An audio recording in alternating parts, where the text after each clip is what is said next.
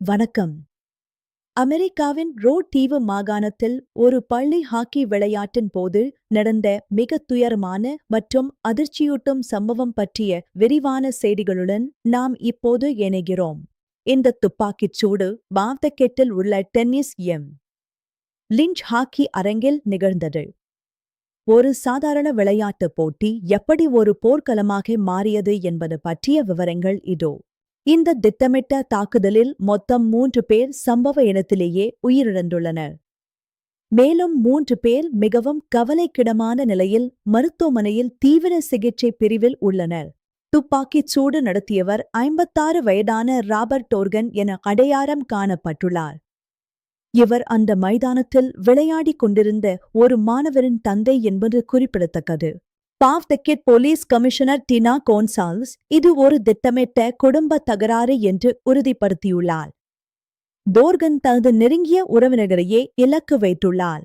விளையாட்டு நடந்து கொண்டிருந்த போது திடீரென துப்பாக்கி சத்தம் கேட்டதும் மைதானத்தில் இருந்த வீரர்கள் மற்றும் நூற்றுக்கணக்கான பார்வையாளர்கள் கடும் பீதியில் சிதறி ஓடினர். ராபர்ட் டோர்கனின் குடும்ப பின்னணியை போலீசார் ஆராய்ந்தபோது அவருக்கும் அவரது உறவினர்களுக்கும் இடையே கடந்த பல ஆண்டுகளாகவே கடும் சட்ட போராட்டங்களும் கசப்பான மோதல்களும் இருந்து வந்துள்ளன. 2020ஆம் ஆண்டில் டோர்கன் பாலின மாற்ற அறுவை சிகிச்சை செய்து கொண்டார். இந்த முடிவு அவரது குடும்பத்தினரிடையே கடும் எதிர்ப்பையும் பல மோதல்களையும் உருவாக்கியதாக தகவல்கள் தெரிவிக்கின்றன. இதைத் தொடர்ந்து அவரது மனைவி விவாகரத்து பெற்றார். குடும்பத்தை விட்டு பிரிந்து தனியாக வசித்து வந்த டோர்கன் தனது குடும்பத்தினர் மீது பலமுறை போலீசில் புகார்களை அளித்துள்ளார். மைதானத்தில் இருந்த பார்வையாளர்கள் அந்த சத்தத்தை முதலில் பலூன்கள் வெடிக்கும் சத்தம் என்றே நினைத்துள்ளனர். ஆனால் இரத்தக் கறைகளைக் கண்ட பின்னரே அது தாக்குதல் என்று உணர்ந்தனர். அங்கிருந்த ஒரு நபர் துணிச்சலாகச் செயல்பட்டு டோர்கனை தடுக்க முயன்றார். அவரது இந்த வீரச் செயல் மேலும் பல உயிர்கள் பறிபோவதை தடுத்தது என்று போலீசார் பாராட்டியுள்ளனர். யாரும் எதிர்பாராத விதமாக துப்பாக்கிச் சூடு நடத்திய ராபர்ட் டோர்கன் இறுதியில் தன்னைத்தானே சுட்டுக்கொண்டு தற்கொலை செய்து கொண்டார். போலீசார் அவரை நெருங்குவதற்குள் இது நிகழ்ந்தது. காயமடைந்தவர்கள் உடனடியாக ரோட் தீவு மருத்துவமனைக்கு கொண்டு செல்லப்பட்டனர். அங்கு பாதுகாப்பு கருதி மருத்துவமனை வளாகம் முழுவதும் தற்காலிகமாக மூடப்பட்டது. டோர்கனின் மகள் கண்ணீர் மல்க கூறுகையில் தனது தந்தை நீண்ட நாட்களாகவே கடுமையான மனநல பாதிப்பால் அவதிப்பட்டு வந்தார் என்றும் அவர் மிகவும் நோய்வாய்ப்பட்டிருந்தார் என்றும் கூறினார்.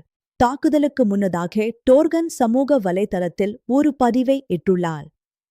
அதில் அவர் தனக்கு நேர்ந்த சமூக புறக்கணிப்புகள் மற்றும் மனக்குறைகள் பற்றி எச்சரிக்கை விடுத்துள்ளார். சம்பவ இடத்திலிருந்து 11 துப்பாக்கிச் சூடு சத்தங்கள் கேட்கப்பட்டதாக சாட்சிகள் கூறுகின்றனர். போலீசார் அங்கிருந்து பல ஆயுதங்களை கைப்பற்றி தீவிரமாக ஆய்வு செய்து வருகின்றனர்.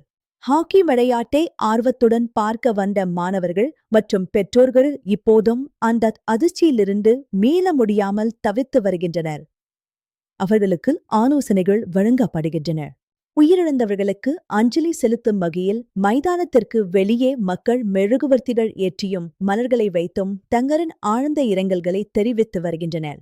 இதுபோன்ற துயரங்கள் மீண்டும் நிகழாமல் இருக்க பள்ளி விளையாட்டுப் போட்டிகளின் போது பாதுகாப்பு விதிகளை மேலும் கடுமையாக்க வேண்டும் என அரசு அதிகாரிகள் வலியுறுத்தியுள்ளனர்.